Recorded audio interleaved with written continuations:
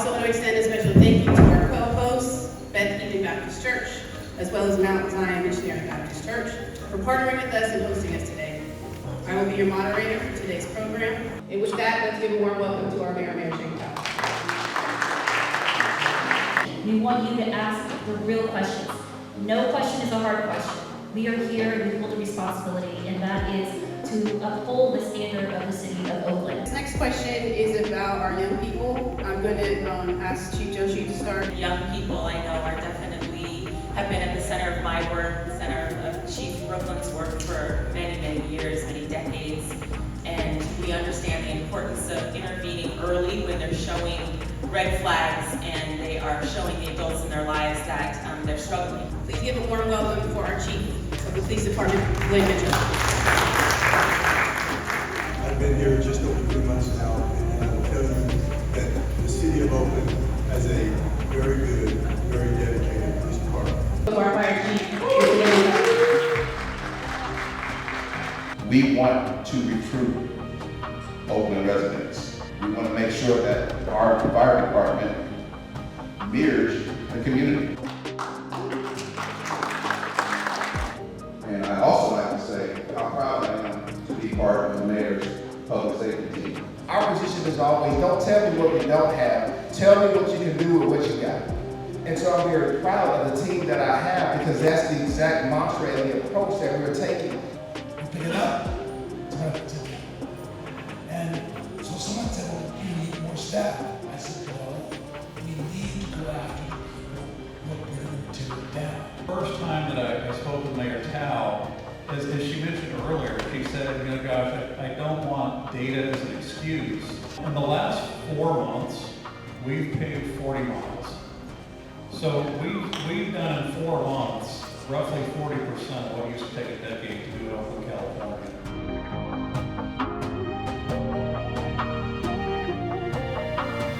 My name is Brooklyn Williams. I have the honor of serving as the Chief of Education and Community Safety for Mayor Tao. I want to thank everyone for being here today and for participating in this very important town hall. I also want to extend a special thank you to our co-hosts, Beth Baptist Church, as well as Mount Zion Missionary Baptist Church, for partnering with us and hosting us today. I will be your moderator for today's program. And first, we want to introduce Mayor Tao's School Public Safety Leadership Team. Each of these leaders oversees a critical component of Oakland's comprehensive public safety plan.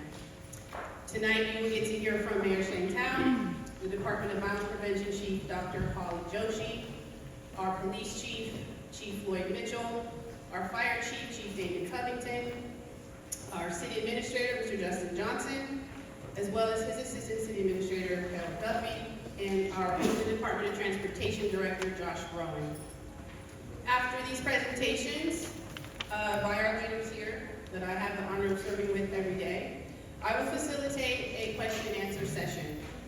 There are staff members around the room. Could you raise your hand if you're staff members? So look for the folks with their hands up. They will be passing out index cards. And please write down any questions that you would like answered on a card and turn it right back into one of those team members. This evening, we're trying to strike a balance between making sure that we're sharing enough information with the community about all the work that's being done around public safety and cleanliness in our city, but we also want to leave time for question and answer. So I just want to say ahead of time as facilitator to our presenters, thank you for allowing me to facilitate and make sure we're on time. And also thank you to the audience. We want to make sure that we're organized and try to get everyone out in a timely fashion. We will try to get as many questions as we can. However, we know that we might not be able to address all of the questions this evening. So please make sure you signed in and provided your email address that's legible so that we can follow up afterwards to address any questions that we're not able to answer this evening. With that, I'm excited to kick us off by introducing Mayor Shane Powell. Mayor Shane Powell is one of the Bay Area's strongest and most effective progressive leaders. Her family story, escaping genocide, poverty, and abuse, has made her into a determined, empathetic leader.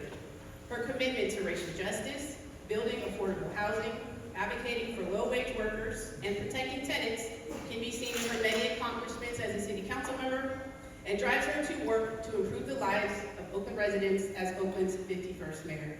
And with that, let's give a warm welcome to our Mayor, Mayor Shankar.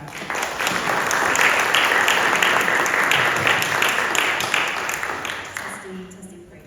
Thank you and good evening, everyone in community for letting us be here today. I also want to let's give a round of applause to the pastors who is hosting this event tonight. Without you, we won't be able to do this.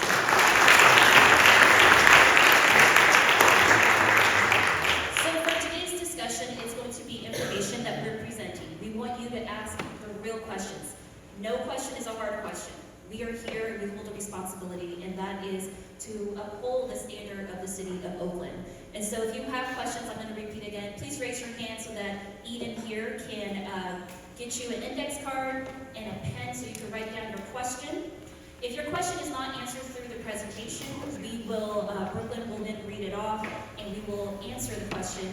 Of course, if there's more questions that we do have time, we will answer the question and send them out to the list of people who are in attendance so that you have your questions answered.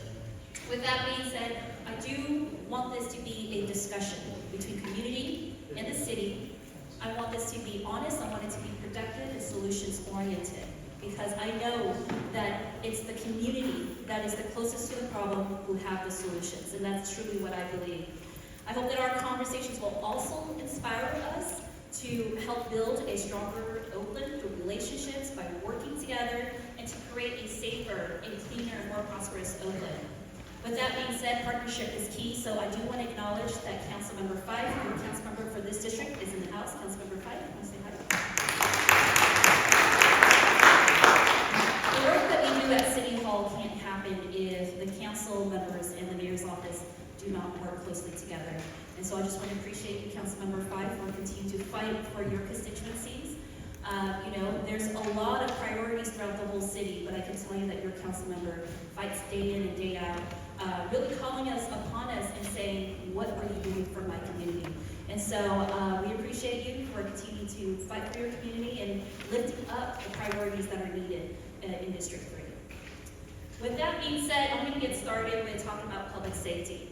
And I think it's incredibly important that we talk about the context of how did we get here today, right? This administration has been in operation for almost 2 years, a little over a year and a half. But there was a reason why we had to deal with all the crime increases, right? And those reasons, yes, it has a lot to do with the pandemic. But then we saw that across the nation, crime was declining while it was rising in the City of Oakland. And so the first thing I did was, after I took office, I worked with Kaiser for them to fund an audit around why is crime on the rise in the City of Oakland but declining everywhere else. So what was the rationale behind that? What was the basis of crime? And so once because again, we know that at one point, from 2012 to 2019 or 2018, we achieved a 50% decrease in violent crimes, right? And that was right before the pandemic. So yes, we can look at it and say it's because of the pandemic, but I wanted to truly understand from the data and from the analysis, like what else was the city doing or not doing that allowed for crime to actually increase and spike at such a high level. So during this time, other violent crimes and property crimes between 2012 and 2018, they also fell, right? And so many of this is a part of what many of you are a part of, which is the ceasefire program. Raise your hand if you know what the ceasefire program is. Raise your hand if you are involved in the ceasefire program as a volunteer, as somebody who has walked on a night shift. Well, if you haven't, please volunteer to do that. Our ceasefire program is one of the main core categories in regards to how we combat crime in the City of Oakland. It is data-driven. And so in 2020, homicides and violent crime started to increase. And we know that if we focus on on the violent crime, that in the Venn diagram of things, that property crime, if you decrease homicides, we know that you can also decrease the burglaries, the property crimes, and what have you, because in the Venn diagram, it's sometimes, a lot of the times, the same group of people who are committing these crimes.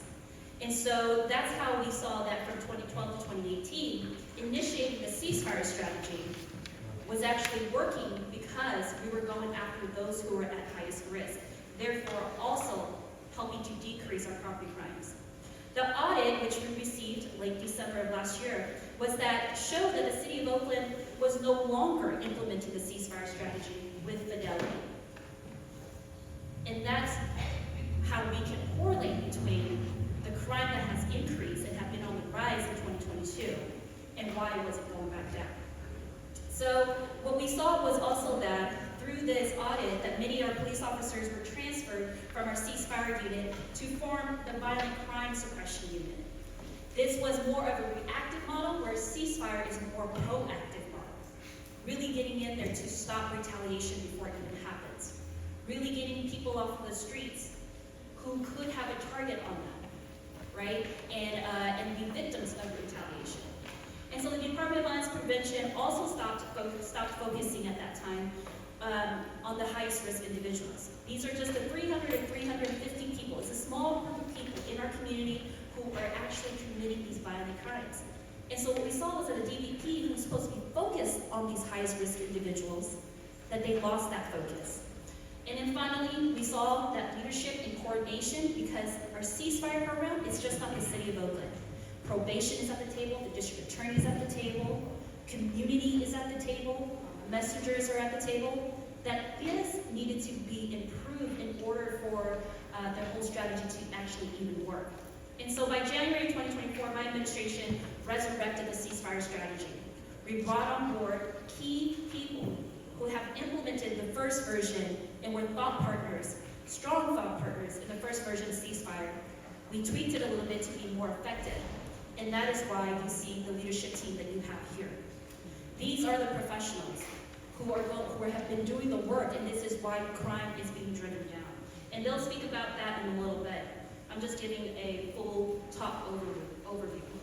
With that being said, what does the ceasefire also consist of? It also consists of returning the crime reduction teams from OPD. These are skilled reduction teams that are in local districts. So they're supposed to know what's happening on the ground. Is there a gang war that's happening? Who are the key players, right? And so these teams have been brought back and are a part of the ceasefire program. And this is, again, one of the factors and variables on why crime is being driven down. We also are, we're seeing that we are experiencing over 33% reduction in crimes across the whole city. We're seeing 17% reduction over the last 3 years across the whole city. And this includes homicides, assaults, robberies, and burglaries. And of course, this work is not enough. We have to continue to keep moving. We're not going to let off the gas. We're going to continue to do the work until we have no homicides. And that's a lot of work for us, but we know we can get there. And then last month, we have, as you all know, we have a severe budget deficit. And so I proposed a mid-year budget cycle that adjusts to prioritize public safety. What does that mean? That means that it funds proven strategies that reduce crime, including our ceasefire program, our crime reduction team, that's officers that are super local in your area, in your district, foot patrols in commercial corridors, OPD traffic unit because people are driving like they lost their minds, 911 improvements so that your calls can be picked up sooner. And I know you're going to say that it's not yet fixed, and I'll tell you, it's not going to get fixed overnight. This has been a decades-age problem. That's my ring. I'm going to wrap up. See, we're trying to be intentional about making sure that we answer your questions. And so with that being said, we put $2.5 million into the infrastructure so that we can get more of our dispatchers' vacancies filled. Right now, they're all filled except for 3, which is a huge win. Previously, we would have about 6 to 10 vacancies. And then, of course, we want to run police academies as we are retiring our older officers and bringing on new generation officers. With that being said, we continue to prioritize and promote safe and clean Oakland. You'll hear a little bit more about our Oakland Fresh program, which is really getting those, abandoned vehicles off of our streets. We're going to talk about homelessness a little bit if you have questions about that, about how we're approaching it now through the new method. And then, of course, I want to just talk a little bit more about, this is my team right here. This is the team that I have been able to appoint. It took a long time to get him though. We were waiting for him. It was the missing puzzle piece. But I want to acknowledge that Chief Covington, born and raised here in Oakland, raised through the ranks in the Oakland Fire Department. I made him chief of the fire department. Thank you, sir, for accepting that.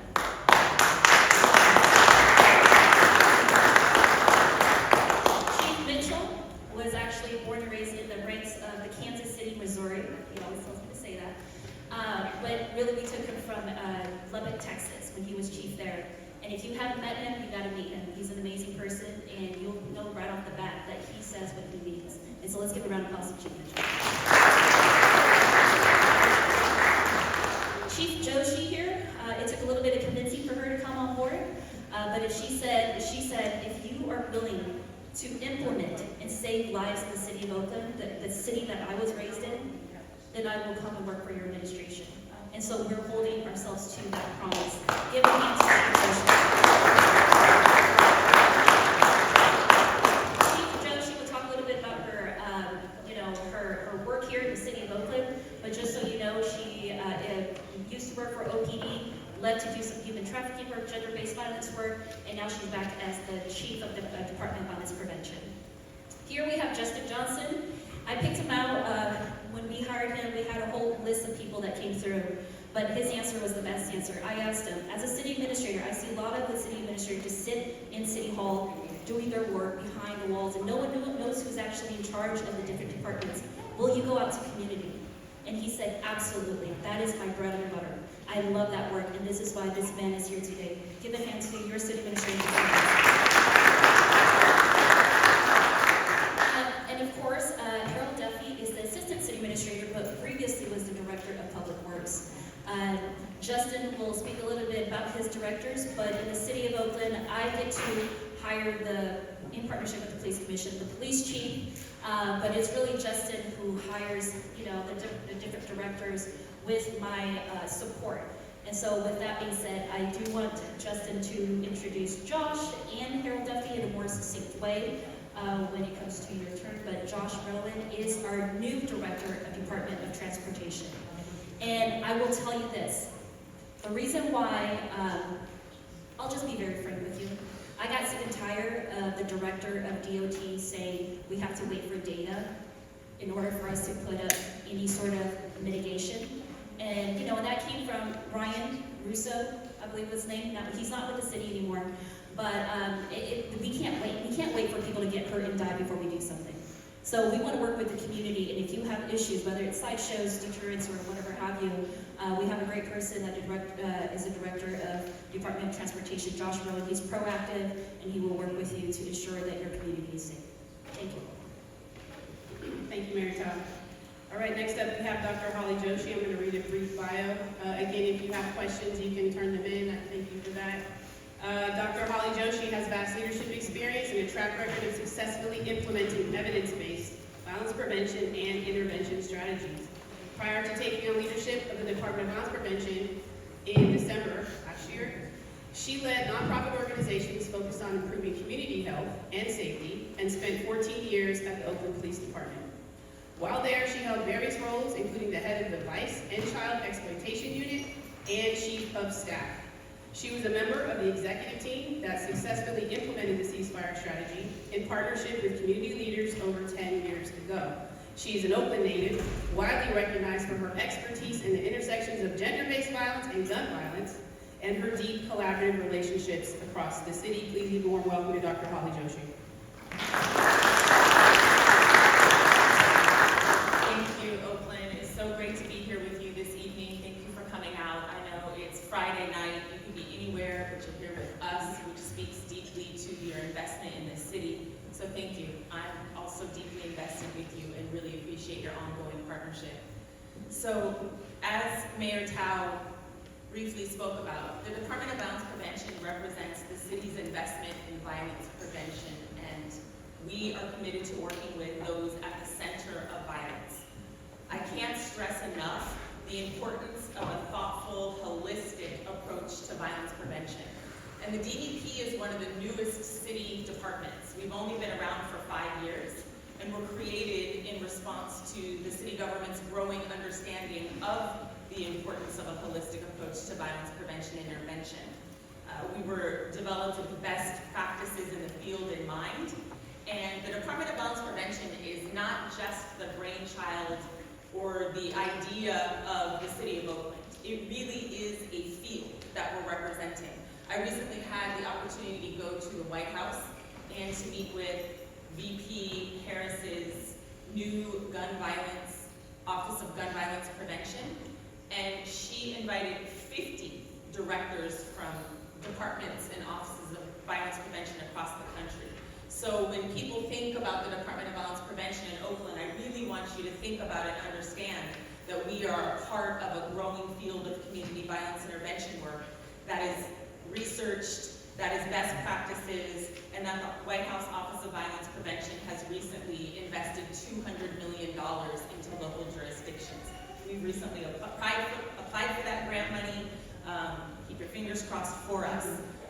But it really is a recognition of the importance of cities having an Office of Violence Prevention and a community violence intervention approach incorporated and in partnership with the law enforcement strategies.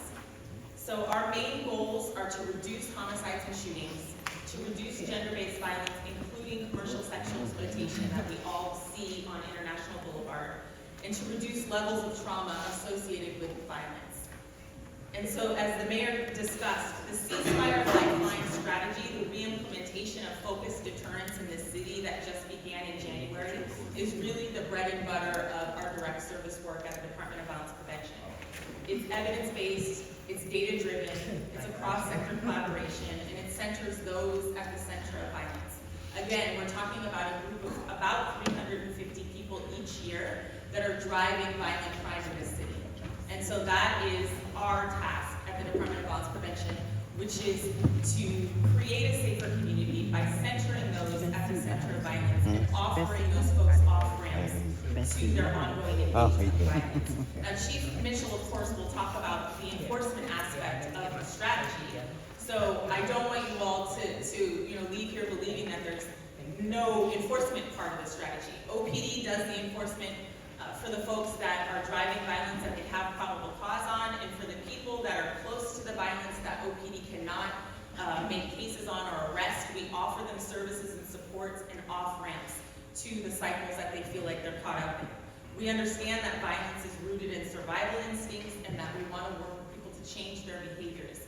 My staff are credible messengers, meaning I hire people with deep Oakland roots and intense experience, their own experiences with community violence or gang or group involvement.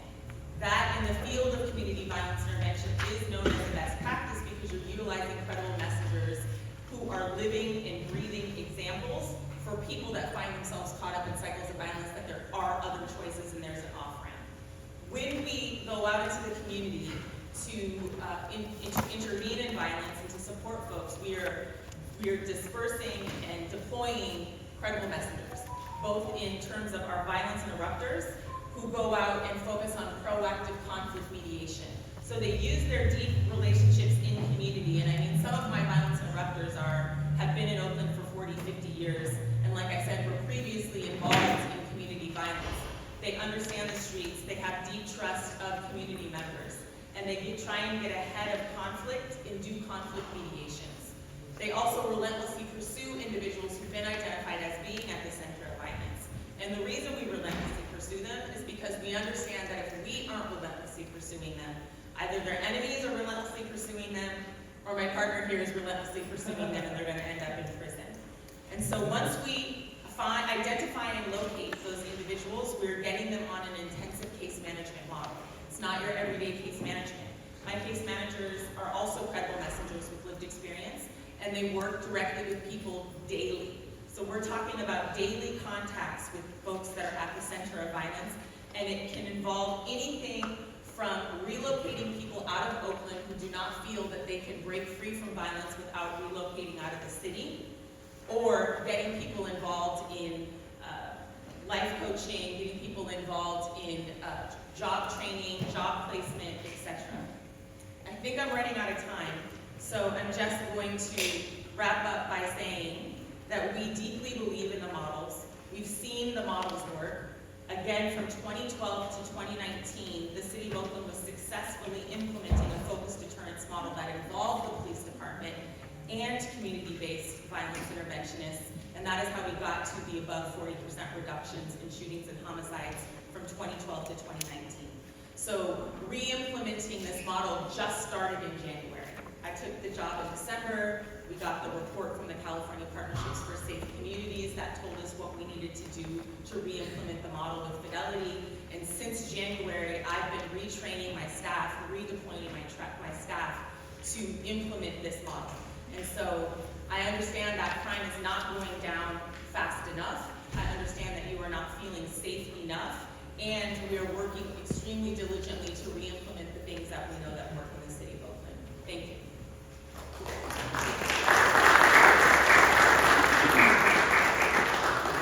Thank you, Chief Joshi. All right, next up we have Chief Floyd Mitchell in the Oakland Police Department.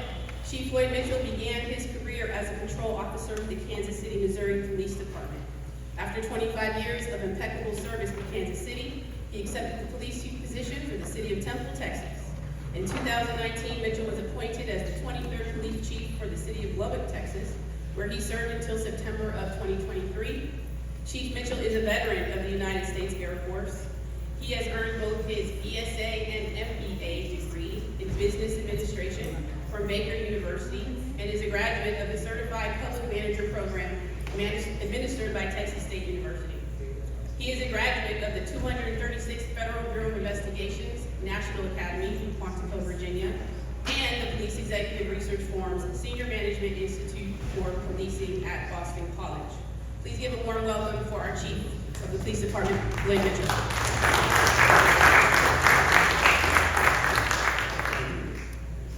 I first want to start off, before I got to my first bullet point on the slide, to talk to this group about your police department.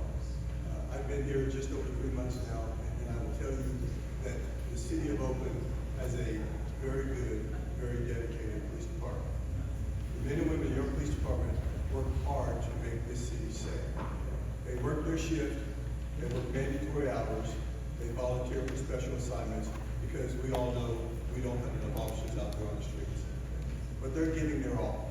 And I think it's important for this group to understand that. And when you see them out there on the street, understand that they're probably working on their 12th, 14th, or 16th hour to make sure that we're doing everything we can to possibly keep this city as safe as we possibly can. When I first got here, Mental made it clear to me that she wanted to make sure that I did everything within my power to make sure that we made this city as safe as we possibly can. She said, I need you to hit the ground running. Your honeymoon period is going to be very short. And I understood that. I understood my responsibility, and I got my executive team together, and we talked about where we are right now as a police department and what we need to do to make this city as safe as we possibly can. And please understand, we are all working to make this city as safe as we possibly can. A lot of members of the Oakland Police Department live here. I live here. I live inside the City of Oakland. And I want it to be as safe for my family as I do for your members. So when we got here, we started talking about, I got here just before summer started. And they were like, okay, let's get together and get a comprehensive summer safety plan, public safety plan in place, and that's what we did. When we talked about that plan, we talked about the key ingredient, and then we talked about, Chief Josie was, how can we reduce the number of homicides, reduce the number of non-fatal shootings. And that was the main mission of our summer safety plan. So we got together, we talked about our Crime Gun Intelligence Center, making sure that we identify the people, the small number of people that are doing the most harm within our city. And what we did, we used intelligence gathering through our networks with other law enforcement agencies and other federal agencies. We used our task force officers with regards to the ATF, DEA, FBI, and the United States Marshal Service to identify these folks and put cases on them so they can be held accountable for the harm that they are doing to our community. Our criminal investigations division, this includes our vice unit, our homicide investigators, our aggravated assault investigators, our robbery detectives, our sexual assault detectives, working hard each and every day. When we have an incident that involves gun violence, whether it's a homicide, shooting, or robbery, our officers respond to those incidents to make sure that we gather as much intelligence as we can, not only from the victim, but for any witnesses. And if we get someone in custody at that point in time, we will put that case together as fast as we possibly can, as detailed as we possibly can, and present those cases to either our county DA's office or our federal partners, whether it be the DOJ or the Attorney General's office. The other incident, the other major factor we want to talk about is how we reduce the traffic harm that is caused in our city. Everyone knows that this lost a 17-year-old teenager, and her mother was critically injured on International Boulevard in regards to a drunk driver. One of the things that was reinstituted under Mayor Tao was a full-time traffic unit. That's with a sergeant and 7 full-time officers. We also partnered, and we continue to partner with CHP, California Highway Patrol, to make sure that when we are not out there, we have partners that are out there that are helping us fill the gap, because we know 6 officers and a sergeant can't cover 24/7. Part of our crime reduction plan has to do with our patrol officers. Our core performance is measured by our patrol officers and how fast they can respond to your calls for service, how visible they are out there in the public each and every day. And again, we know that we don't have enough officers out there, but the ones that we do have out there are working hard each and every day. We are filling the shifts as best as we possibly can. When we have open beats, we take officers from our special assignments and put in those beats to reduce those the wait times. We know we have work to do. It also goes with our 911 system, as the mayor talked about. You know, there's a huge financial investment placed into our 911 system. We are seeing improvements in that, but it is going to take time to hire all of the dispatchers that we need to fill those positions and get them trained and get them on the console by themselves. Our special resource officers, in collaboration with our other partners to address the trafficking, the sex trafficking that we're seeing out there on the Blade or International Boulevard. We have worked with some federal partners, and you're going to see a huge surge down there on International Boulevard within the coming weeks to address these issues. We're going to hold those individuals that are promoting sex trafficking on our boulevards accountable to federal crimes as best as we possibly can. So we're really excited about that opportunity to work with our federal partners to address that issue that we're seeing down there. Another big piece, and this goes to the quality of life, is partnershiping with our other city departments in regards to the Department of Violence Prevention, the Oakland Department of Transportation, our encampment management team, because we know that affects the quality of life of our neighborhoods. And when people come into the City of Oakland, it's tough to have people come in and see some of the encampments that we have here. So we're working with those.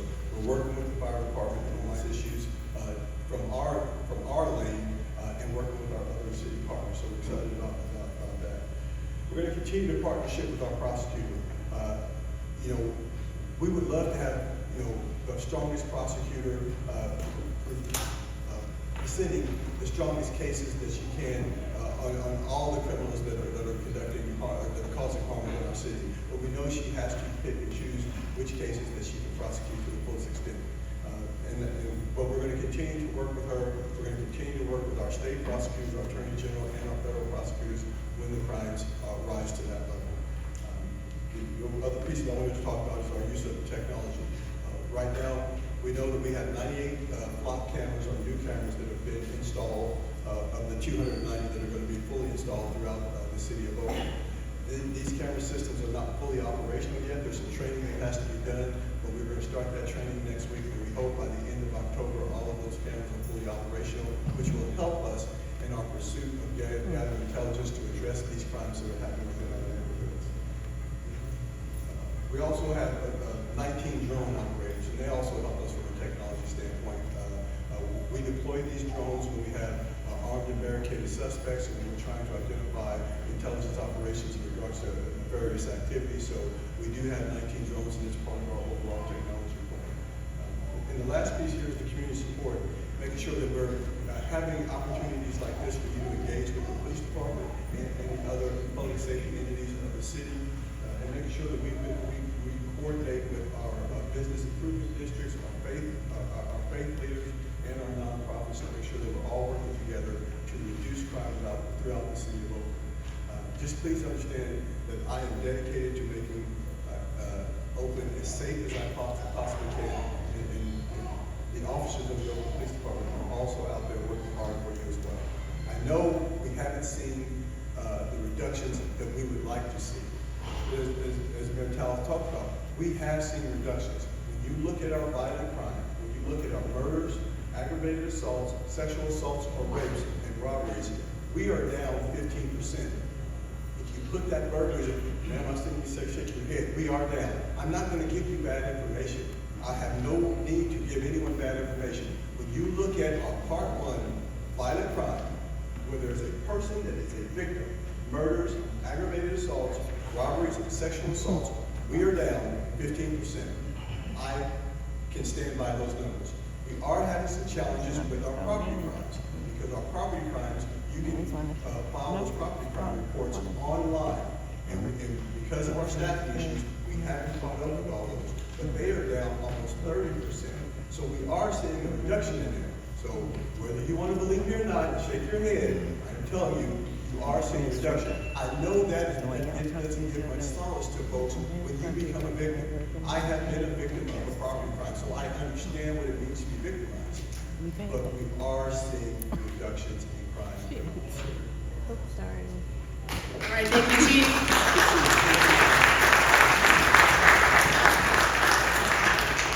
So at this time, we're going to actually get into some of the questions that specifically deal with crime. We just had our Department of Violence Prevention Chief, our Police Chief, and our Mayor speak a little bit about it. Some of the questions that you asked, I'm hoping you got some answers through some of these presentations, which, Chief, you just kind of alluded to the first question I was going to bring up, just to clear the air about the crime stats. Thank you for making an attempt to explain something that's been happening. I personally think it's very interesting that when crime was skyrocketing when we got here, everyone believed the crime stats, and as soon as we got them down, they became a question. That's my personal thing.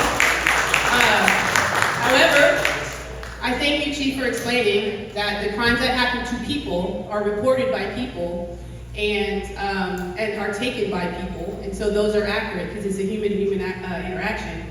The property crimes are reported online, so there is a delay because a human being has to go verify that that crime took place. Just because you put it online, a police officer has to come behind and say, okay, sir or ma'am or whoever the individual is, what happened? And there is a delay in that process.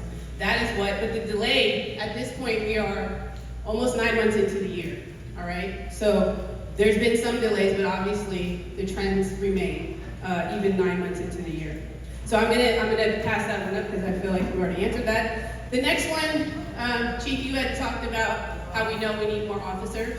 I think this could either go to the mayor, the city administrator, or the chief. What's our plan in terms of being able to get there? When do we plan on being able to hire some more officers? And I don't know who wants to take that. I think that's definitely starting with the chief, and then, or start with the mayor and then the chief. Yes, so I agree. We do need more officers. Officers do cost money, and we have, the whole city to run, right? We have everything from parks to recreation to senior centers. And so with that being said, we have the most officers on our streets than we've had in the last 3 years. Because having a robust police department is part of a pillar under the public safety prioritization under this administration. With that being said, we also know that a lot of our officers are at the retirement age. And so we're going to continue to recruit. And I stated in my presentation that one of the key pillars in regards to how we move forward with our budget, even though we have a huge deficit, was to ensure that we continue to have those police academies, right? And so what we're trying to do is, in order to get high success level police academy individuals, just because you apply to be a part of the police department, it doesn't mean that 100% of them graduate, right? Because we hold our officers at a high threshold. And so we want to make sure that we're being very data-driven when it comes to, and systemic when it comes to who is applying and how do we recruit. We actively recruit. And so we work closely with Merritt College. They have a pre-program that they already have instituted. We know that this offers us an insight on who would be the most successful, that once they go through the police academy, that they come out successfully, because each police academy is $4 million, whether or not they pass. Right? So we're trying to get the high success rate, and we're going to continue to do that work. You will also have on your November ballot an update to the Measure Z ballot measure. If you don't know what the Measure Z ballot measure is, it's going to be given a whole different letter. But currently, right now, we call it the Measure Z ballot measure, and it funds actually 15 police officers' positions. And so if you want, we definitely need these funding so that we can continue to do that work with the police department, and also it funds fire and it funds the DVP as well. And so if you do see that, I would highly hope that you would support it. Read about it first, about what it funds exactly. These are monies that elected officials cannot switch over to do something else with. I know that people get really, skeptic when it comes to these ballot measures, but this money is specifically only for public safety. Thank you, Mayor. And the only thing, Justin Johnson, City Administrator, the only thing that I'll add is we are also in the process of moving forward with the staffing analysis. And we want to make sure that we make informed decisions with respect to how we staff our department. And part of that, and the analysis in and of itself will be complete in January of this year. So I think that's one key aspect to just ensure that the decisions that we make, they're not arbitrary or based on feeling or based on what we may pick up from other cities or comparable cities, but what is important and what does the city of Oakland need. So I just want to make sure that I provide that additional context on how we make those decisions. All right, excellent, thank you so much. All right, so this next question is about our young people. I'm going to ask Chief Joshi to start, and then Chief Floyd Mitchell. So can you speak a little bit about what the Department of Violence Prevention is doing to help support our young people and some of the programs that you operate in-house, but also that you fund through the CBO network? Yeah, sure. Great question. And young people, I know, are definitely have been at the center of my work, center of Chief Brooklyn's work for many, many years, many decades. And we understand the importance of intervening early when they're showing red flags and they are showing the adults in their lives that they're struggling. So at the Department of Violence Prevention, I have three positions that are life coaches, i.e. intensive case managers, specifically to work with young people. So we are most often getting those referrals either from the schools or from the police department for young people that are exhibiting high-risk behavior, and we're applying that intensive case management model that I was speaking to you earlier about to support those young people. Of course, we know that supporting them involves a lot of complex things, oftentimes seeing who we can identify in their lives as supportive adults. Sometimes it's the parents or caregivers, sometimes it's other supportive adults, and then trying to provide wraparound supports to the families and caregivers as well, and not just looking at the young people as an isolated client, but really understanding the importance of the family structure. So when working with young people, we're really applying a family strengthening model of case management and getting families supported as well. That's just internal to the Department of Violence Prevention. But the Department of Violence Prevention gives out $15 million in grants to 30 different community-based organizations each year. And there are several organizations that are specifically focused on intervening in the lives of at-risk young people. You may know some of them: BOSS, Courage, Youth Alive. So we work with those entities as well. And then lastly, we have a pilot program inside Oakland Unified School District that Chief Brooklyn actually was extremely instrumental in developing. You may remember that right after the situation, the murder of George Floyd in 2020, Oakland Unified School District disbanded their police department. And we're looking for alternative solutions for school safety. And so the City of Oakland was really instrumental in working with them and thought partnering and looking at best practices for alternative school safety. And so we fund a pilot program at 7 Oakland Unified School District high schools that puts a violence interrupter, a case manager, and a gender-based violence specialist in the school as a team that we call the school violence intervention team. And that is, their most important at this point strategy for reducing violence in schools and providing those young people that are still in school but may have one foot in the game or in a gang or group or in violence, but they're still at school, to get them and provide those wraparound supports before those young people end up another statistic. Because we know that for young people under 18, being disconnected from school creates significant risk for incarceration and death. And so keeping those young people rooted in school and feeling supported and engaged in school is really the name of the game in terms of that program at Oakland Unified School District. Thank you, Chief. Duffy is really, as we really think about two of the key pillars that the mayor has been placing a great deal of emphasis on, that is a clean and safe city. The clean piece rests very much so with our Department of Public Works, Transportation, but I also have to acknowledge the fact of the matter is that our position is always, don't tell me what we don't have, tell me what you can do with what you got. And so I'm very proud of the team that I have, because that's the exact mantra and the approach that we're taking. We're going to do the best with what we have until we can get all the resources that we need to deliver the services that the city deserves.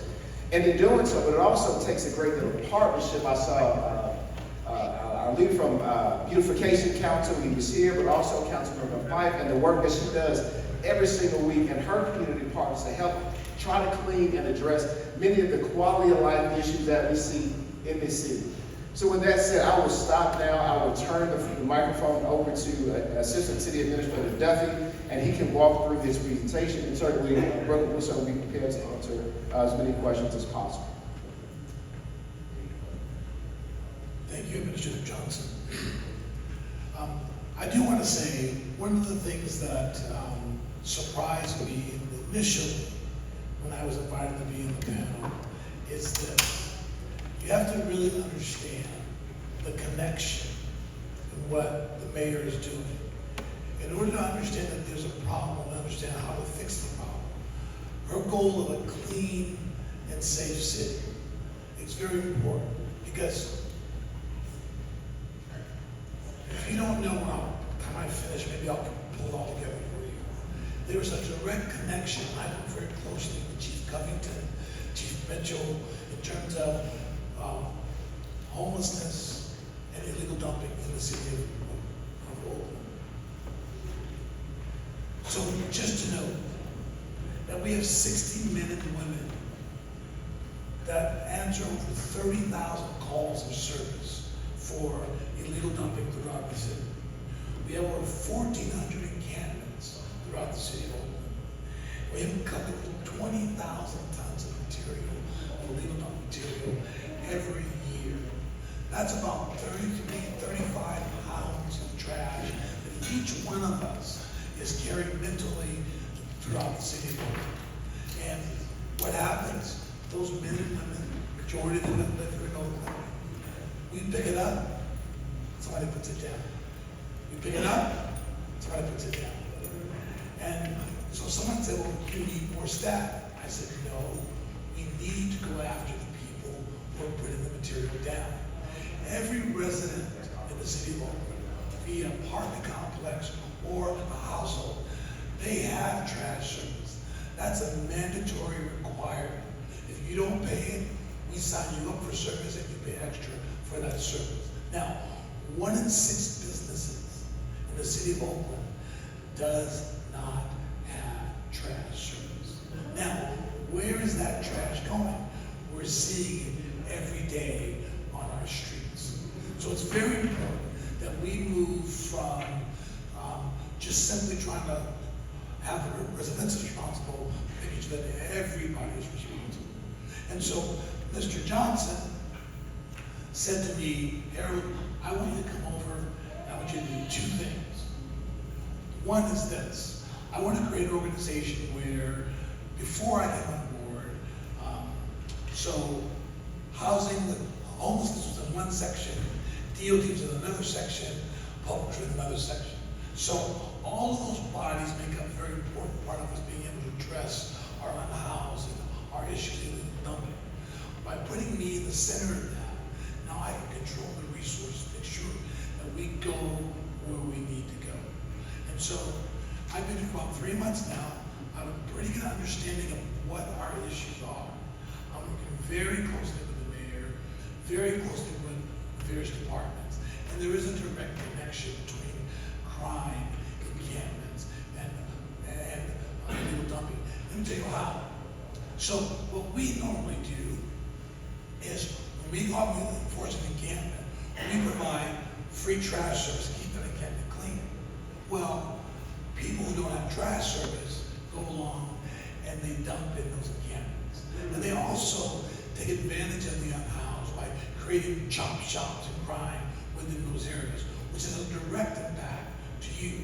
So when I get on very closely with Chief Covington and Chief Mitchell, I can help stop those goals.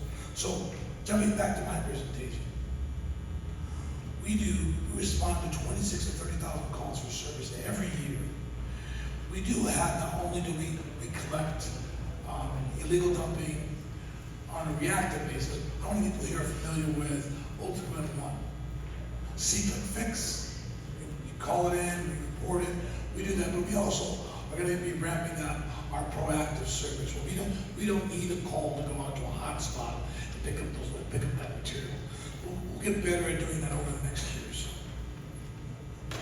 We also have a street sweeping program. We do over 614 routes on a monthly basis. But listen, we're in this together. It just can't be the City of Oakland. You're part of the team. So one of the things you can do is you can sign up to help us by signing up for programs, volunteer programs through our Adopt a Spot program. If you have an area in your neighborhood that you want to adopt, we can provide you with additional trash cans, things like that, to help you clean up your area. Currently, we support over 1,200 volunteers Adopt a Spot sites around the city. We also have a beautification program, and we're doing things like trying to work with businesses to ensure that they have trash service, or we can assign them trash service, so to reduce the overall litter that's occurring. But in addition to education and eradication, there's also the enforcement component. We have to hold people accountable for trashing our city. I live in Oakland, and it pains me at the way people take advantage and just throw trash in our neighborhoods. It's so disrespectful. And one of the things that we need to do is, please, you have to, if you see someone illegal dumping, just snap the license plate. Turn it into us. We can follow up and make sure we track that down. It is actually a $750 fine to illegally dump in the city for the first time. It's then $1,000 the next time and $1,500 the next time. We really need to hold people accountable for dumping on our city. And I did want to say again, it is extremely important to understand you have men and women in public works and DOT, over 1,000 individuals that are show up every day to do work. And it's frustrating for them too when they do the work and they have to come back and it's undone. And so what my goal is to make sure that I can align those resources to make Oakland as clean as possible. We are not there, but I do want to make sure, and I'll make this promise to you, if you don't see a cleaner city by this time next year, come and see me, Harold Duffy, the Assistant City Administrator in the City of Oakland. I'm committed. I'm 30 years veteran of public service. I'm committed to Last year this time, November, I submitted a full plan to you, how to clean the city from the outside in, visibly from everybody that comes into the City of Oakland, so they don't have to see the trash, and the kids who grow up here don't have to. I'm cool, bro. Eyes on my back, I'm good. We have a lot of people with a lot of questions, and they submitted their cards, and we want to respect the I've time. been there since 19, I built the Fox Theater, over 500 contracted apartments for the city. I have your question. I was going to ask you when they were finished with their presentation. Also, the homeless person that's sitting across on the lake, across from, I don't know if you guys see my clear encampment, because I'm a carpenter with a metal roof sitting across from the green tent. No, that's not the tent. Okay, y'all. All right. I don't think we need to identify the tent and all that right now. Courthouse. We appreciate your engagement, and I did have your question. No, we were going to answer your question, but we got to let them finish their presentation. So, I'll be back there because I have to go to my homeless encampment to keep it from getting robbed like it has been before. appreciate you. Stay safe. All right, Josh, do you want to? Sure. So, my my name's Josh Fraud. Again, I'm the director of the Department of Transportation. I think I'm the newest character on this team here. So take a point of privilege to tell you a little bit about myself.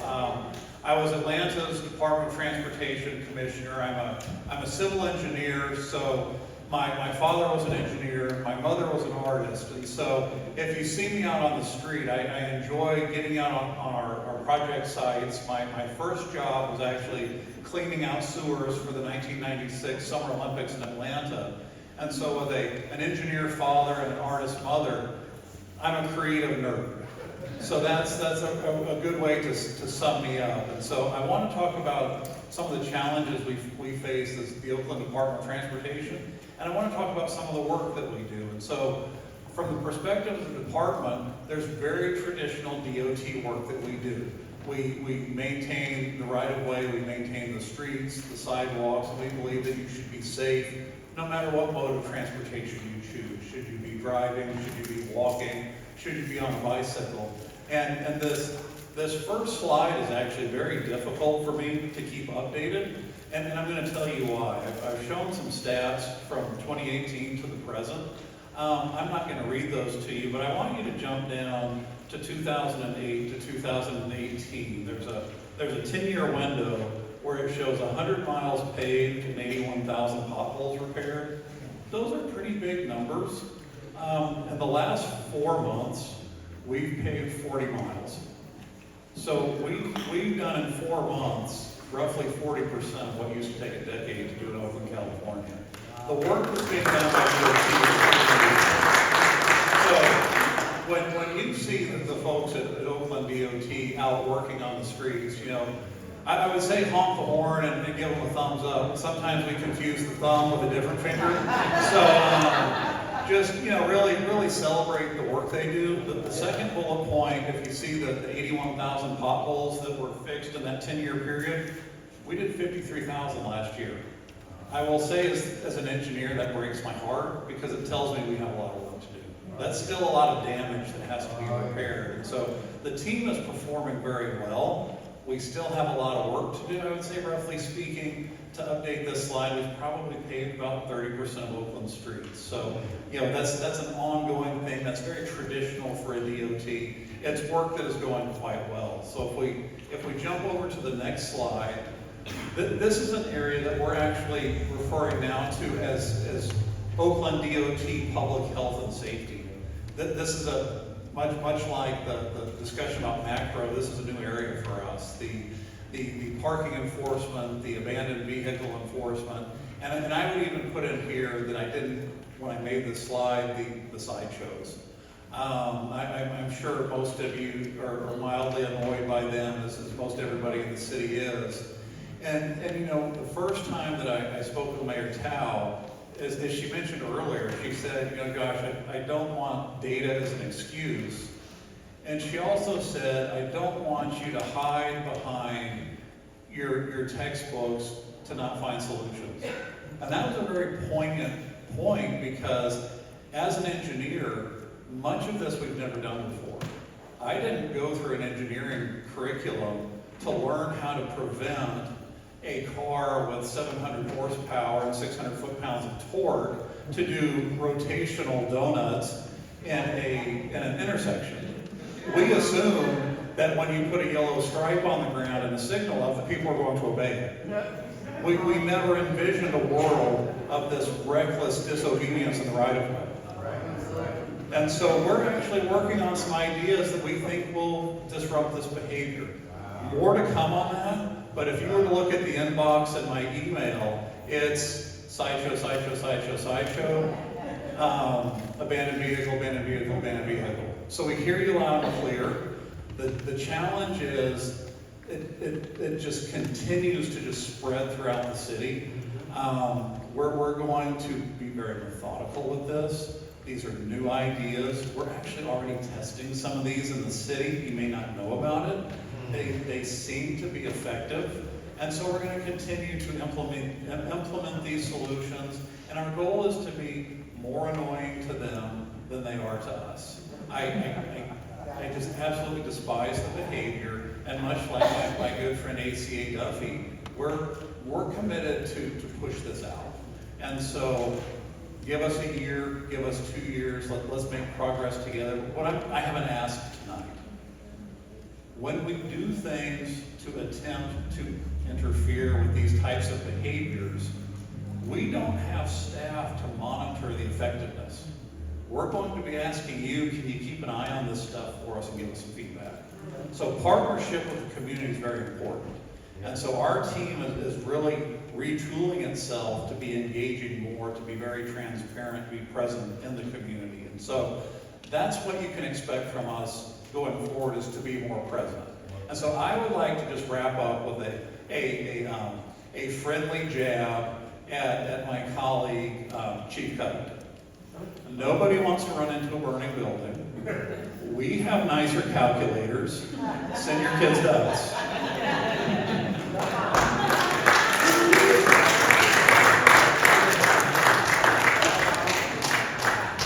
All right, thank you all so much. So we are going to get to another round of questions. I am trying to cluster them. Some are dealing with homelessness and encampments. Others are about traffic safety. So just telling these pretty much are going to be your all's questions.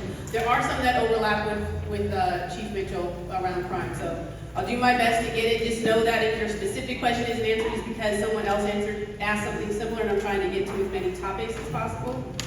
Let's start with what the governor announced around the encampments. So there's a lot of talk about that, that they must be gone.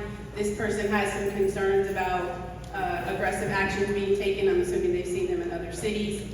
And wants to know that if that happens, where can people who are evicted go?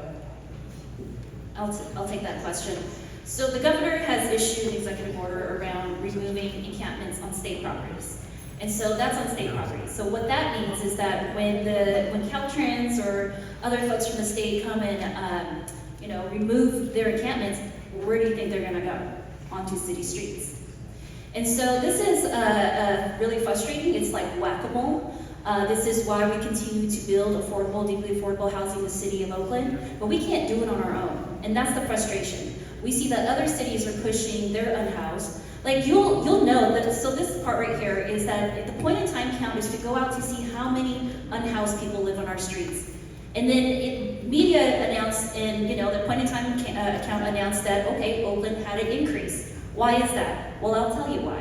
When the county sets up their services, they set them up in Oakland. So what does that mean? That means that Alameda, Fremont, Dublin, they're sending all their unhoused to us to be serviced here, yes, on the county's dime, but we have to count them as unhoused being in the city of Oakland, and that's not fair, right? So that's one thing. Another thing is that how we're going to move forward is that we've been doing this work even before this executive order, right? Remember Wood Street, the largest encampment in Northern California that ran on for blocks and blocks and blocks? After getting to office, after 3 months, we took that encampment down, but we did it in a dignified way. We offered every single person shelter, and 100% of the people who wanted shelter received shelter. And that was only 85% of the population. I was homeless before myself. I lived in a car with my son, and I can tell you that not once was I looking for a piece of dirt to pitch a tent. I was looking for affordable housing. And that's why in that same space, we have over 100 units being built out for affordable housing. And then of course, we know that the Raimondi Park, right, it was dilapidated, unable to be utilized. It was a beautiful, large piece of land that kids couldn't even go to the park to play on because there were all the RVs, there were, the encampments inside the park, name it, right? It's there, illegal dumping. And so what we did was we did a private-public partnership. Look, if you've got a great idea and you've gotten people if you've lined people up to help you fund it, I want to work with you to make sure that it is something that we can implement. And that's exactly how Raimondi Park came to be. Some folks that lived here in the city decided that because the A's were leaving, that we should have the Oakland B, the Oakland Ballers. They came to my office, I took the meeting, and I gave them a whole laundry list.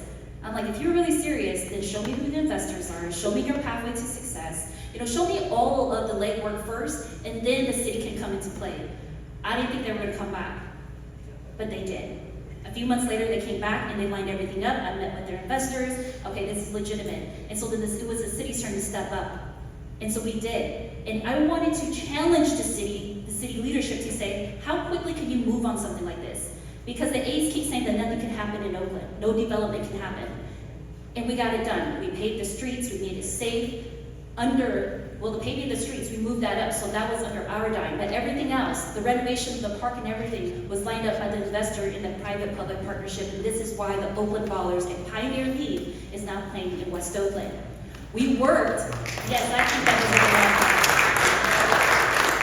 We also worked, to ensure that the food hall could open, understanding the permitting that they needed, right? It takes all of these departments to ensure that something opens up in a safe way, in a safe manner. And so with that being said, in regards to our homeless encampments, there'll be an executive order coming from my office on how we remove encampments, but we're always going to do it the way we've always done it, which is with dignity. However, if you refuse to move, and if you refuse to take shelter when you're being offered that, we're gonna have to force you to leave. You can't force people in the drug-induced community. We're not, look, at the end of the day, everybody has to do their part. And if you're given shelter in safe space, you have options. And we want to get you there. Again, I was homeless before. All I was looking for was affordable housing. Yes, there is so much more that we need to do, including implementing more permanent supportive housing. That's the missing link. But that is a state legislation and federal legislation, and as we wait for those legislations to play out, we have to ensure that our kids can walk to school safely, back and forth, and that is my priority. Thank you, Mayor. All right, so thank you, everybody. It's 7:12. I just wanted to do a time check. We're running up on 15 more minutes. We're trying to get to as many questions as possible. We just covered a slew of questions that we got about encampments. And so the next questions are about RVs and traffic safety. So there's a bunch of them, but I'm going to read this one. What can Oakland do to keep sidewalks free of tents and RVs so that pedestrians don't have to walk in the street? There's another person who's specifically asking about around our school community so that our children can get safely to school. So what to address the RVs and illegally parked vehicles? Right, without having to walk into the street because the sidewalks are blocked with. So I'll start and then I'll let you finish. So under this administration, we have the way we prioritize our services is around schools and anywhere where our kids are going to be, right? We want to make sure that our sidewalks are clear. And now with this, the new Supreme Court order or what have you, again, you'll see an executive order from my office, but that is the key aspect, is that sidewalks, they are used for pedestrians and you cannot obstruct. And so we're going to go off of the state code with that and follow that legality. But I'll let ACA Duffy speak a little bit more on that. Thank you, Mayor. And so one of the things that happened along the way after the council approved the Cabinet Management Program, we had an intervention because of a federal court case. And so now since the latest case grants passed, we can revert back to our Cabinet Management Plan. Our Cabinet Management Plan clearly says that we shall follow the ADA being compliance. And so blocking a sidewalk is not an acceptable form now. And so we are putting priority on paths to school. For example, the Cabinet Management Plan says there shall be no encampment within 50 feet of a school, around a school. So one of the things that we're doing is we're working with the Department of Transportation. We're moving encampments around the school and putting up no parking in those particular areas. But Mayor's right on point. Our encampment management policy says we will comply with ADA. That means we will not block sidewalks near schools, and/or we will also utilize all of our existing local codes to ensure that we address encampments in high sensitivity areas. So with that is a strategy that the mayor is working on, and we'll be implementing that very shortly. All right, and what about the illegally parked vehicles? There's a few of them specifically talking about telegraph folks parking on the sidewalks. I know that there's some strategy for what's happening downtown, but one of you want to take the illegally parked vehicles? Yeah, with the illegally parked vehicles, those are areas where we've been working in conjunction as a team to focus our parking enforcement technicians. So really for the last month, we've been shifting on Friday and Saturday evenings into the downtown and uptown area to provide extra coverage for the illegally parked vehicles, understanding that that continues to be a problem with especially the double parking and the parking in the street. And so we're going to continue to partner with OPD and increase our presence in both ticketing and eventually towing as we start looking at to regain control of these areas. And the city would be wrong, you guys don't do no public education around the changes. That's hard. I live here and I don't know how to park, because you change all the time. So if you couldn't hear, he was suggesting that there's a public awareness campaign or some kind of education around the changing policies. Since Lee, there has been no education around it, you just have to figure it out. All right, thank you, sir. I also got a comment here for you. Josh, did you want to say something? Yeah, I was just gonna say, sir, so thank you. I think that's constructive feedback that we need to hear. And it's an acknowledgement that we have to absolutely do better in that space. And we get so caught up in trying to do the work, but we forget about the most important people that are impacted by communicating what the changes are, giving grace to make sure we correct. But once we can correct and we're able to do what we need to do, it's imperative of us to make sure we're constantly communicating. So that is constructive feedback, and thank you. Now, one thing I am going to say this, I'm going to take some privilege, so please forgive me if I'm out of line. What Director ACA Beth just talked about with the encampment management work, it's important for our community to know you also have people that are in this community that are trying to prevent the city from constantly addressing these encampments. So we get into a space where we have organizations that are suing the city, hitting us with temporary restraining orders, stopping us from doing work. So my employees that are out here every single day trying to do the work, they're met with obstructionists who call themselves activists, from stopping us from doing what we need to do. So my ask, the last time we were over in East Oakland at some of our pastors, what is helpful to us, when we show up, y'all show up. Because many of these folks don't even live here. And so that is going to be our ask. Because day in and day out, we see this every single day. You just heard them say we have over 1,000 encampments. And yes, I get fired up because every single day I'm signing temporary restraining orders, and the attorney's office got to go back to court and address these issues. It's a complete waste of time and complete waste of resources. So the frustration that I see, I'll be more than happy to have y'all to have our backs when we show up at these encampments to address these issues.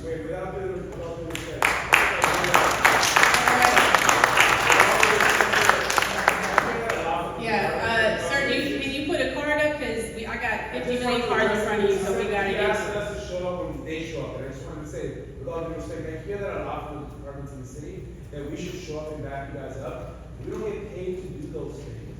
And a lot of times we don't. Okay.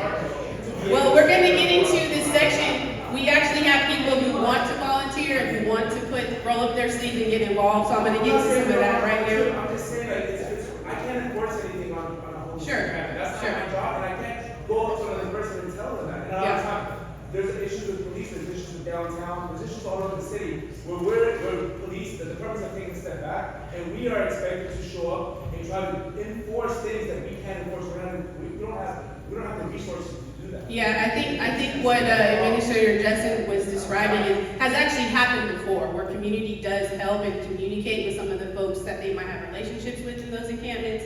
So there is a role I think you're bringing up. Is what is that role specifically? It needs to be detailed. It's not just a matter of showing up and no one's asking you to do enforcement, but there is a partnership that's necessary. The folks in the city, capital C, cannot do it on their own. We need partnership, which comes into our next section right now, because there are a number of people who want to know how they can help and how they can support. So that's what I'm going to roll into. And by the way, Josh made a comment about Chief Covington, right? Nobody wants to run into the fire, but they'll come work for the DOT. Or you're asking them to come. So this person wants to ask a question, but I actually think it's a suggestion from community, which is how many folks in the Department of Transportation are from Oakland and understand the inner working of Oakland streets and culture so that they can help make the streets safer. So I think that's a call to action to try to get some homegrown folks in the Department of Transportation.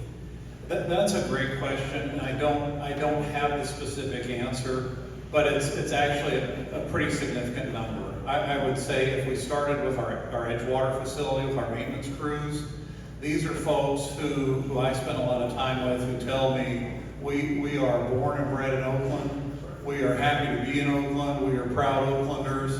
I myself, even coming to Oakland, made a point to live in Oakland and be part of the Oakland community. I made the mistake in Atlanta of living in the suburbs and not being part of that community, so that was important for our family.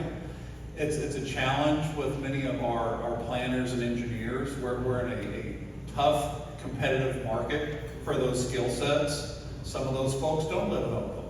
And so we are looking for those skill sets anywhere we can get them. But I will tell you, we have a high percentage of folks who live in Oakland and are very proud to be in Oakland. In fact, I had one person tell me he doesn't work for the Oakland Department of Transportation. He works for the Deep East Oakland Department of Transportation.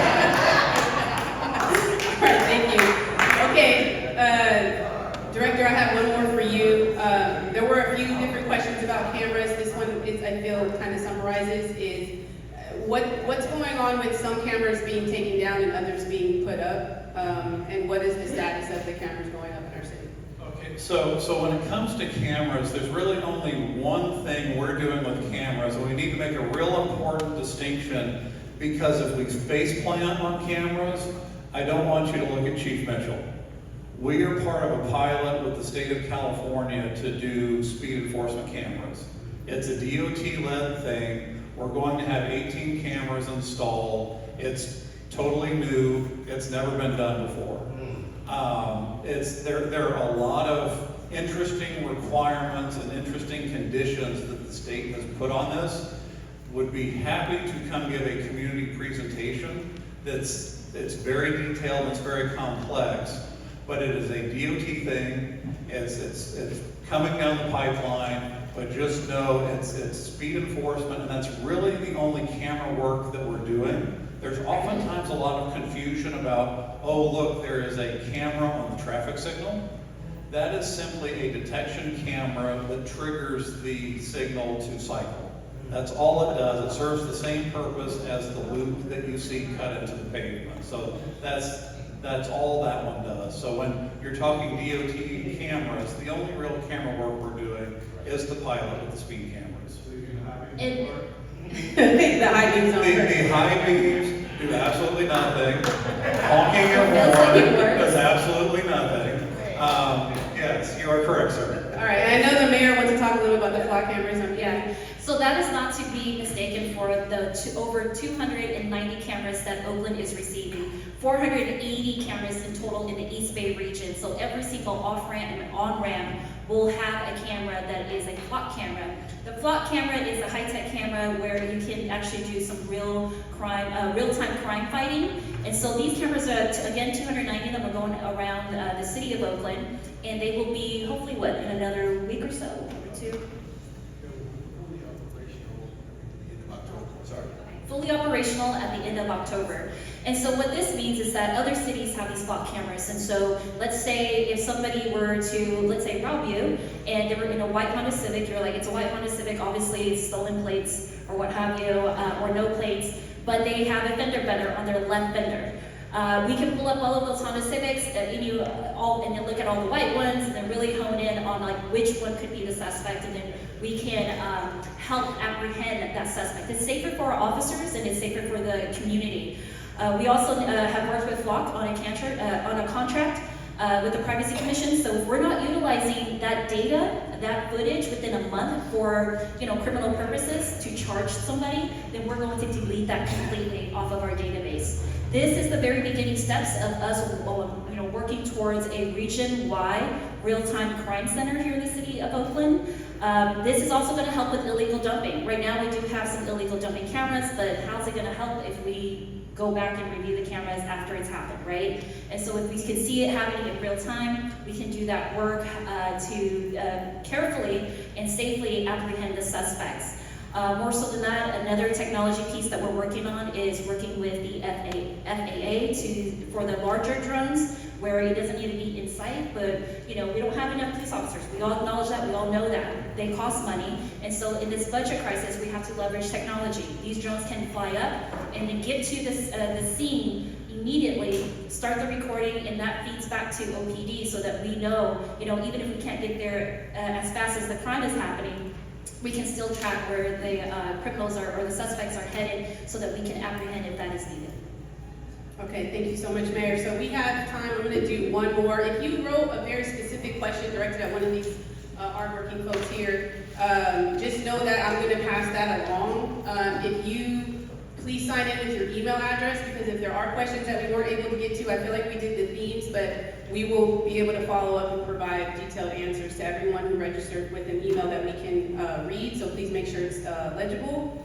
And so this last question that I'm going to do before we do some calls to action and some reminders, and I turn it back over to the pastor, is about community involvement, right? So we've been talking about how no entity can do it by itself. We need the county, we need the state, we need everybody, and we need our community. So this question is specifically about our neighborhood services division and our neighborhood councils. For those of you who don't know, neighborhood councils exist throughout the city. They used to exclusively kind of engage with the police department around crime issues in neighborhoods, but they have since moved to the city administrator's office. That whole division is in the city administrator's office because the city realized that neighborhoods have more issues than just crime. Sometimes it's illegal dumping, sometimes they need a speed bump, sometimes they need services from other departments. So it's definitely encouraging everyone to join their neighborhood councils. This question is about supporting those and having staff, including this person I think is a participant in the Community Policing Advisory Board. And so if you all could just talk about the importance of the neighborhood councils and community participation and any plans to increase resources in that area. I'll start. So neighborhood councils mean a lot to me. Even when I was a council member in District 4, I activated many of the neighborhood councils to really show them that the way that, and it's led by the community, and that is a lot of power and leverage. Officers are required to be a part of the staffing there. You have a requirement from staffers from our neighborhood services coordinator. That is their job, is to be there and to help coordinate with the different departments, just not OPD. If you want a block party, you know, and we give a little bit of funding to each of these neighborhood councils. If you want a block party and you want some flyers printed, you work with your NSC to say, we all agree that we want to spend this money on some flyers. Can you go and print them? And then the NSC can say, you know, you're leading the efforts, right? So you say, can we all plan for a day where we go out and flyer the neighborhood, right? Maybe you want to clean up a creek near your house, right? You work with the NSC to get in contact with Public Works so that we can schedule a time to do that work with you. And so your neighborhood councils are literally like your mini district or mini neighborhood councils that reports back to your council member, which I want to acknowledge again, Councilmember 5 is in the room, or go directly to the neighborhood services coordinator who can directly get a hold of whoever you need in the department. That is, depending on how you run it, because it's run by the community, it could be a very powerful tool, so I highly recommend that you get involved. One of the things, the question was for me. About resources, right? There are only 3 neighborhood services coordinators for the whole city. Yeah. When the resolution first came into being, there were 25 neighborhood service coordinators. The CROs are pulled off of community projects because they have to go help with the investigations and other stuff. So I agree the neighborhood services are really important, but we need more resources. Yeah, I think the question is, Because what's the commitment to trying to increase resources there? You know, one of the things that Administrator Johnson has said to his entire staff is, stop telling me what you don't have and start telling what you're doing with the resources that you have. And so the neighborhood services group actually council, there's 44 of them. And the person that's actually over that actually reports directly to me. So one of the things that I asked, that I was told that each council is supposed to have 3 top goals. So I said 44 times 3 equals a certain number. I want the list. I want to know what they've asked and how are we doing on that performance. Because if I can demonstrate that we are doing this and we need more resources, then I can push to get more resources. So it is very important that staff work with the neighborhood councils to ensure that they identify those goals. We get those back, we look at them. And so it's not just your council has the issue, but everybody sees what the issues are and we can better coordinate that. So we are going to be doing some work to identify what those priorities are and how well we are as staff in achieving those goals.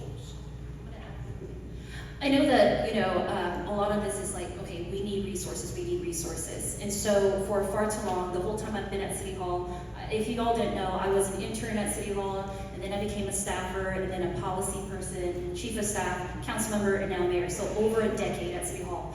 We've been suffering with this lack of resources. San Francisco, they're a city and county, so they have double the money, right? They have double the population. However, they're still getting a handle on all the issues that we're trying to get a handle on. And so for me, it's incredibly important that one of my top tier priority, which it is economic development. And this is why we sold our half of the Coliseum to the African American Sports and Entertainment Group. Reason why is because that is a prime space to be developed. And yet leaders have come and gone, investors have come and gone, and did nothing to develop that space. The same thing with West Oakland. There is a way to develop it in a responsible way where we're not displacing our own. And so a part of that is another reason why we went with ANCG, because they are from here.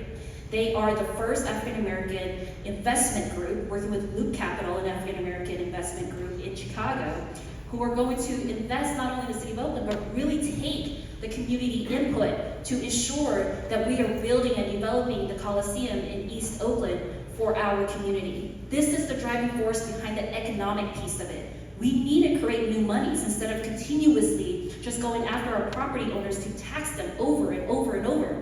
I'm the first renter who's mayor, and I can't buy a house if we continue to tax our property owners over and over, because that becomes a barrier to entry, right? And so when we talk about how we create new streams of revenues, this is the way to do it. The Ballers, that's a new stream of revenue that's coming into the City of Oakland. The Coliseum with the investment there, with the development there, that's going to be new streams of revenues so that we can build a stronger police force, right? So that we can actually do things where we're supporting the community with grants so that we can actually get the community activated. But we got to have, I always say this administration is innovative. We think outside of the box. We're not traditionalists, but we're willing to take those risks because we know that Oakland deserves, and it's about time that someone comes in to really implement the vision on bringing in the new streams of money so that we can have a more prosperous Oakland that we always talk about. Mayor Town, what if a policy is rolled out and is harmful to the community, i.e. DOT, kill parking up and down 14th Street, so all my friends who have small businesses on 14th Street have no parking? Is that something that you would consider to roll back? Yeah. No. Sorry. Did you want to answer that? Okay, let's just do it quickly, because we're running out of time. I totally hear you.